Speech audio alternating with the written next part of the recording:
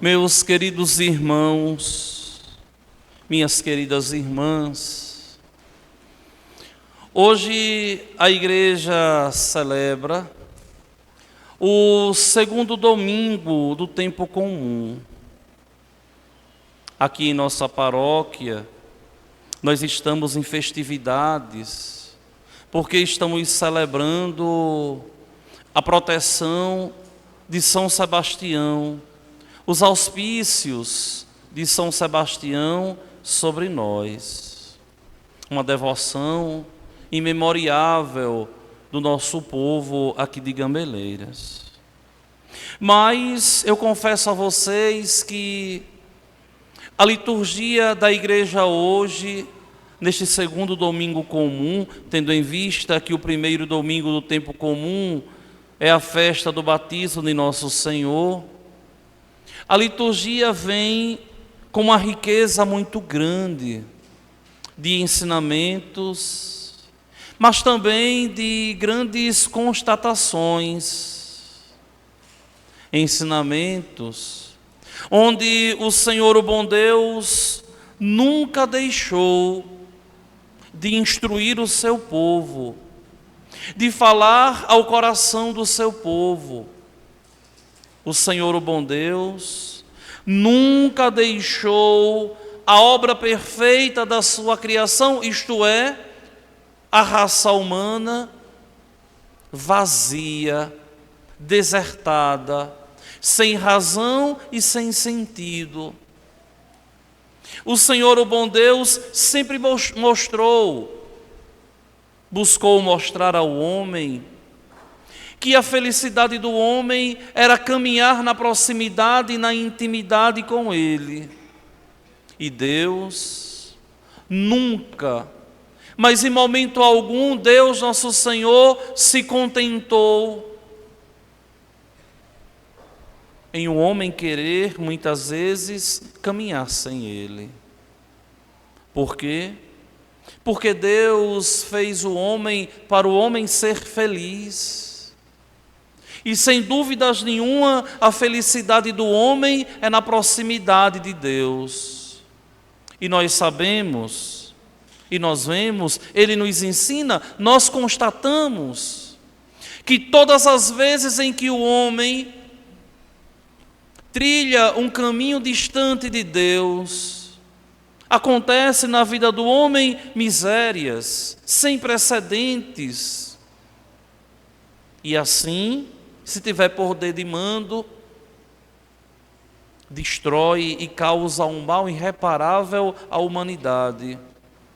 Por quê? Simplesmente porque o homem é finito, tem um fim aqui neste mundo. Simplesmente porque o homem foi feito por Deus para a eternidade e está aqui passando. E nessa passagem, o homem muitas vezes se sente vazio, sozinho, jogado ao léu. Nesses momentos em que nós passamos por grandes tribulações e dificuldades, é a perca de um ente querido, é uma doença que solapa a nossa casa, a nossa vida, é uma grande preocupação, uma grande decepção, quem sabe. E nesses momentos, o homem sempre é tentado a se imaginar numa grandiosíssima solidão. Engano do homem. Nos momentos em que parece que o homem está ele sozinho, é que o Senhor, o bom Deus, lhe fala ao coração de um modo mais forte. Lembremos-nos uma coisa: não foi Deus, nosso Senhor, quem escolheu caminhar distante do homem, mas foi o homem que, na sua finitude, decidiu caminhar sozinho, pensando que sozinho seria ele feliz. pensando que sozinho ele encontraria o segredo da felicidade sobre a terra. Quando nós paramos para ver a primeira leitura de hoje, do grande profeta Isaías, o terceiro Isaías, o Deutero Isaías. Vocês sabem, o livro de Isaías foi escrito por no mínimo 3 autores. E aqui nós estamos no último. O último autor do livro do profeta Isaías. Ele nos faz aqui uma teologia muito grande, quando o profeta fala e confidencia que não ficará inquieto enquanto não surgir Deus em meio deles. Olha como o profeta diz: por amor de Sião não me calarei, por amor de Jerusalém não descansarei, enquanto não surgir nela como luzeiro a justiça, e não se acender nela como uma tocha a salvação. O que é que vocês lembram disso aqui? Luzeiro, tocha, nos lembra a luz. E ele vai dizer: ergo sum lux mundi, eu sou a luz do mundo. Então o profeta aqui está falando de um modo muito simples, que não vai descansar enquanto não vê pisando novamente esta terra Deus. Se vocês param para pensar um pouquinho, lá no início do Gênesis, Deus caminhava na terra e o homem via os passos de Deus. E quando o homem peca, Deus sai de perto do homem, porque não pode o Todo Santo caminhar com o pecador. Ou melhor, não pode o Todo Santo estar junto ali do pecador. O Todo Santo vai estar sempre na eternidade junto daqueles que são santos, daqueles que são justos. E o autor sagrado aqui nos dá uma indicativa. Quando ele vier, tudo ficará tranquilo, e aí eu descansarei. Por quê? Porque as nações verão a sua justiça, e todos os reis verão a sua glória, e serás chamadas como um nome novo, que a boca do Senhor há de designar. Ou seja, aqui o profeta nos está mostrando, minha gente, a união de Deus com a raça humana. Aqui o profeta está nos falando dessa intimidade, dessa proximidade que deve existir entre Deus e a raça humana, entre o homem e Deus. E aqui ele diz: olha, quando isso acontecer, não mais te chamarão abandonada, e tua terra não será mais chamada deserta, e teu nome será minha predileta, e a tua terra será bem casada, pois o Senhor agradou-se de ti, e tua terra será desposada. Não temos dúvidas de que o Senhor, o bom Deus, amou a raça humana com um amor único. E aqui é uma tristeza muito grande quando a pessoa, ela não se sente amada por Deus, ela não se sente querida por Deus, e muitas vezes até se sente meio que abandonado por Deus. Deus nunca abandonou o homem. E se porventura em algum momento do teu viver você se sentiu sozinho, como se Deus não existisse, saiba que foi você, fruto da tua escolha, você que de Deus se afastou. Porque quando o homem leva a sério a sua vida de oração, quando o homem leva a sério a sua vida espiritual, mas nunca ele se sente sozinho, porque a palavra de Deus se cumpre. E no coração do homem brota a esperança, que é a irmã siamesa da fé. Nós poderíamos dizer, como Orígenes, a esperança e a fé são duas irmãs, andam sempre juntas. Por quê? Porque é impossível o homem ter fé se ele não tem esperança. É impossível o homem ter esperança se ele não tem fé em Deus no coração. Tanto que a fé e a esperança são virtudes teologais dadas por Deus. E o homem nunca pode se desesperar. Nunca pode acontecer um desespero no coração humano do homem que faça com que o homem venha de tudo desistir. Nunca mais, porque é Deus quem habita no coração do homem. Só que, minha gente, nós temos que entender que muitas vezes nós temos que fazer uma faxina no nosso coração. Nós precisamos jogar para fora muitas coisas, pseudas verdades, pseudas felicidades, que nós carregamos a vida toda e, por incrível que pareça, só nos amarra e nos segura para a gente não cair nos braços de Deus.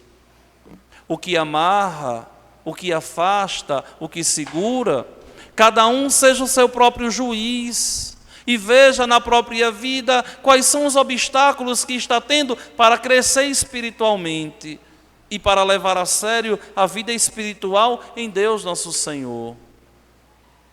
Observem que a comunidade dos escolhidos não é uma comunidade perfeita, mas é uma grande escola na caminhada rumo aos céus. A igreja de Jesus Cristo, que é a expressão hoje em dia da esposa de Jesus, é por isso que o próprio Paulo nos vai dizer que a cama de um casal casado é tão santa como o altar de uma igreja, porque na cama o marido se dá em casamento, em uma união íntima com a sua esposa, e no altar Cristo se dá em casamento com a sua igreja. Um é reflexo do outro. O matrimônio é reflexo dessa união de Cristo com a igreja. É o que muita gente não consegue entender. Né? Por quê?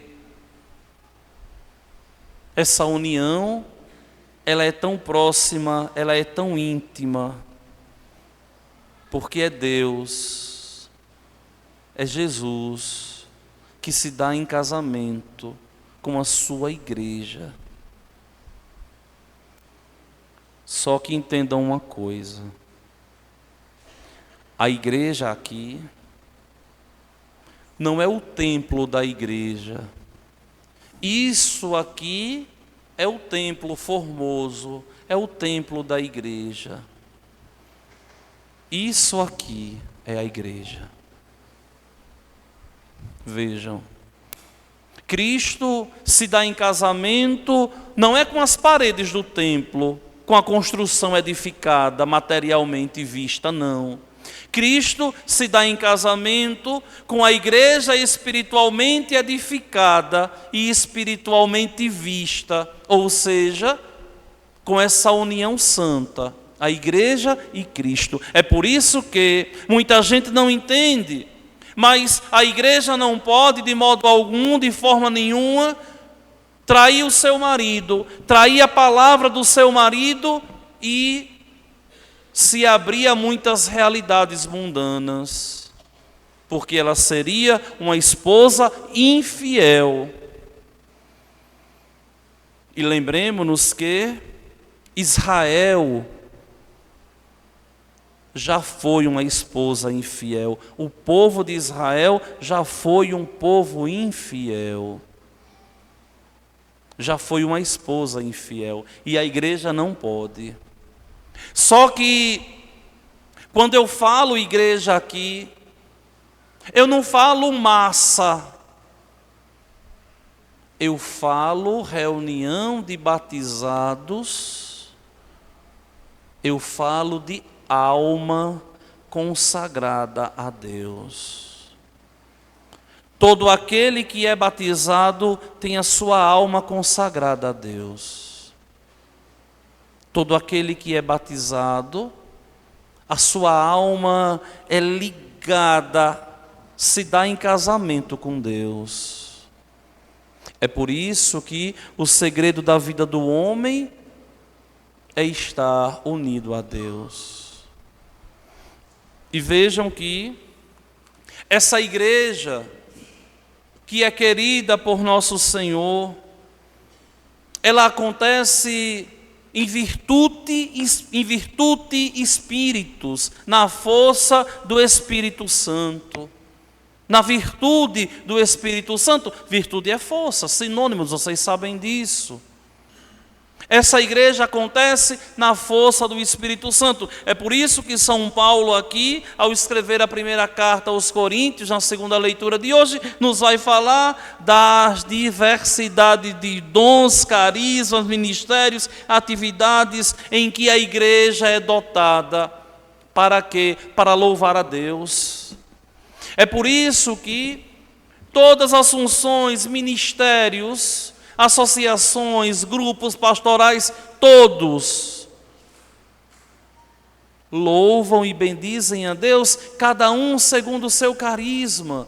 É a igreja cantando ao esposo: vem, como a gente vê as últimas palavras do Apocalipse: vem, vem se unir cada vez mais comigo, e eu quero me unir cada vez mais contigo. É por isso que existe uma oração na igreja que muitos não conhecem, não é? Mas aqui na nossa paróquia, graças a Deus, quando nós temos as solenidades principais, os retiros, que esse ano, com a graça de Deus, voltaremos a fazer na Quaresma, já estou programando. A oração da liturgia das horas, que nós rezamos aqui as laudes, ou o ofício das trevas, que pertence, é simplesmente a voz da igreja, clamando, rezando ao seu Senhor. É uma declaração de amor. E a igreja, em todas as suas expressões, reza a liturgia das horas, nos mosteiros, nos conventos, nos seminários, os sacerdotes, muitos leigos conscientes, que fazem ecoar a voz da esposa, amando o seu marido. Se vocês veem bem, o evangelho de hoje é o evangelho das bodas de Caná, que todos os anos nós escutamos aqui no Brasil, no dia 12 de outubro, solenidade de Nossa Senhora Aparecida. E justamente aqui se fala de um casamento. Primeiro nos diz, a mãe de Jesus estava presente. E Jesus e seus discípulos também tinham sido convidados para o casamento. A alta teologia nos vai dizer que esse casamento é a união de Cristo com a sua igreja. É por isso que nós vemos aqui a poderosíssima intercessão de Nossa Senhora, que é a nova Eva. Vejam que Nosso Senhor, aqui quando escuta o aviso de Maria, eles não têm mais vinho. Jesus vai dizer, mulher, o que é que eu tenho a ver com isso? Vinho nas Sagradas Escrituras é alegria. É sinônimo de alegria. É como se Maria dissesse assim, meu filho, eles não têm mais alegria. E Jesus vai dizer, o que é que eu tenho a ver com isso, mulher? Essa mulher aqui é uma referência àquela mulher do Gênesis lá atrás. Quando Eva peca e Deus diz, mulher, por que fizestes isso? E aqui, mulher, porque dizes isto a mim. minha hora ainda não chegou. Não é um desrespeito com Maria, mas é nosso Senhor fazendo a Israel lembrar, fazendo a igreja lembrar, nascente, fazendo o povo de Deus lembrar do papel da bem-aventurada mulher, não Maria, da bem-aventurada mulher, que graças a Deus é Maria aqui. E observem que a resposta de Nossa Senhora é uma resposta que simplesmente Maria aponta: façam, vocês façam o que ele vos disser. O que é que Maria está dizendo, sendo ela a primeira cristã, sendo ela a razão da encarnação do Verbo? O que é que Maria está dizendo? Sejam obedientes ao meu filho, façam o que ele vos disser. Observem que Maria em momento algum dizia ao povo, mas mostra que o povo deve ser obediente a Deus, que a igreja deve ser obediente ao seu esposo. Fazei o que ele vos disser, façam a vontade dele. E depois ele mesmo nos vai ensinar: fazei, ó Pai, a tua vontade, e assim na terra como no céu. Ele com o Pai e o Espírito Santo é um, vocês sabem disso. Só que aqui a vida está sem sabor enquanto Cristo não se revela. A vida está sem sabor, por quê? Porque o homem primeiro não tem perspectiva de eternidade, de perdão dos pecados, porque o homem está rompido com Deus. E vejam, minha gente, que todas as vezes que o homem está rompido com Deus, o homem é infeliz. Não existe felicidade distante de Deus. E nosso Senhor vai dizer: olha, enchei essas talhas de água, agora tirai e levai ao mestre-sala. Ele toma e ele fica abobado, fica atônito, mas todo mundo serve o vinho melhor primeiro, e quando o povo já está embriagado, serve o menos bom. Tu guardaste o melhor até agora. Minha gente, isso aqui é um texto totalmente escatológico, que nos fala de eternidade. A alegria deste mundo, que nós nos embriagamos, não é nada perante a alegria do céu que um dia viveremos. Não é nada. Estamos passando. Essa alegria aqui, ela logo se esvai. Me digam, pelo amor de Deus, quem de nós, eu e vocês, é feliz, totalmente, plenamente realizado? Sempre nos falta alguma coisa. Ninguém tem um coração 100% feliz. Sempre falta uma coisa, porque o homem é finito, porque o homem é limitado, porque o homem não foi feito por Deus para este mundo, e vai ser sempre assim. E a gente fica se embriagando com a vida. Eu vou ser feliz quando conseguir isso, eu vou ser feliz quando conseguir aquilo. Vejam que a nossa felicidade é tão passageira. É como se diz, não é? No conhecimento popular, a alegria de pobre dura pouco, não é assim que fala? Né? Ou seja, a alegria do mundo dura pouco. Mas é claro que isso é importante, e a gente enchendo o coração de fé, de esperança, lutando por essa felicidade, mas nós não podemos esquecer que o mais gostoso, o mais saboroso virá depois. E essa é a razão pela qual nós cantamos com o salmista no dia de hoje, de um modo tão santo. Cantai ao Senhor Deus um canto novo, manifestai os seus prodígios entre os povos. Por que tanta alegria?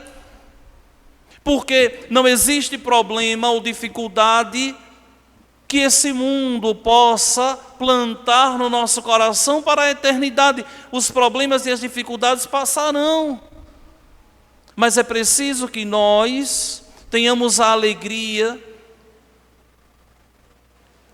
a fé, a esperança, a perseverança de continuar em Deus. Vejam, ter a perseverança de servir a Deus e esperar em Deus. A eternidade é uma construção de uma vida toda. Quando eu tomei consciência de eternidade, ali aos 12 anos, quando entrei na turma da Crisma, quando comecei a tomar consciência de eternidade, quando eu olho para trás hoje, eu digo, meu Deus, tem 30 anos que eu venho lutando para ser teu. 30 anos que eu venho lutando para ser teu, apesar das minhas misérias. E isso vai perdurar, minha gente, a vida toda. Até o último momento da nossa vida, nós estaremos ali, quem tiver fé, quem perseverar até o fim. Porque não é fácil perseverar, amigo de Cristo, em um mundo que odeia Cristo. Mas quem perseverar até o fim, vai estar ali em cima da cama agonizando e desejando, Senhor, eu quero ser teu. Olha, Cristo me surpreende tanto.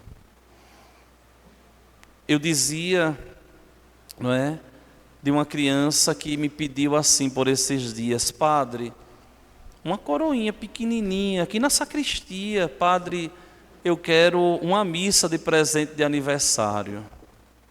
E aquilo ali me encantava. E hoje, por incrível que pareça, 2 pessoas me diziam assim, padre, não me permita morrer sem Cristo. 2 pessoas, você lembra? 2. E eu dizia assim, meu Deus, é o drama da humanidade. Uma criança que deseja ardentemente a Deus, que não sabe nem o que é missa. E os adultos, já provectos, provados, no final da vida, padre, pelo amor de Deus, não me deixe morrer sem Deus. Vejam que é o drama da vida humana. É por isso, meus irmãos, que nós temos que levar essa relação com Deus com muita elegância. Quando eu aqui venho, né, há quase 14 anos, pregando, chamando atenção, pedindo, vamos minha gente, não é? Vamos nos salvar a todos, vamos ser de Deus, vamos semear a intimidade com nosso Senhor no nosso coração. É simplesmente porque o mundo nos engana.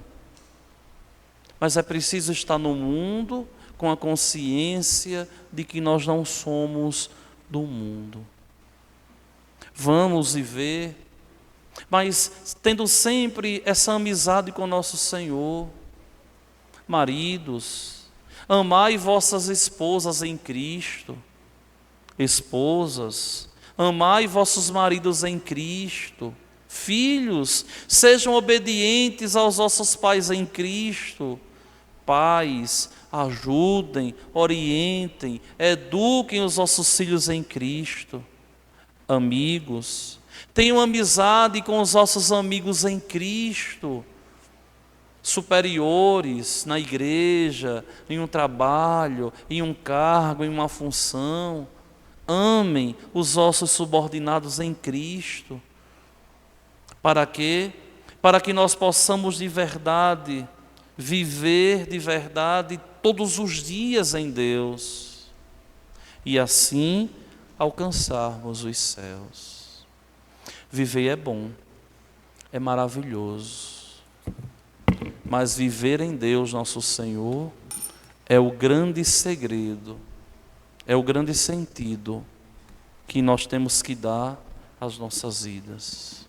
Uma vida sem Deus é uma vida em preto e branco, mas uma vida com Deus é colorida e encandeia e atrai os outros a Cristo, porque todo mundo deseja simplesmente ser feliz. E eu repito pela última vez, a felicidade do homem é Cristo. Não adianta vocês procurarem a felicidade em nenhum outro lugar. A felicidade vocês encontram aqui. E sabe onde é que ela mora? Ali. Creio em Deus Pai,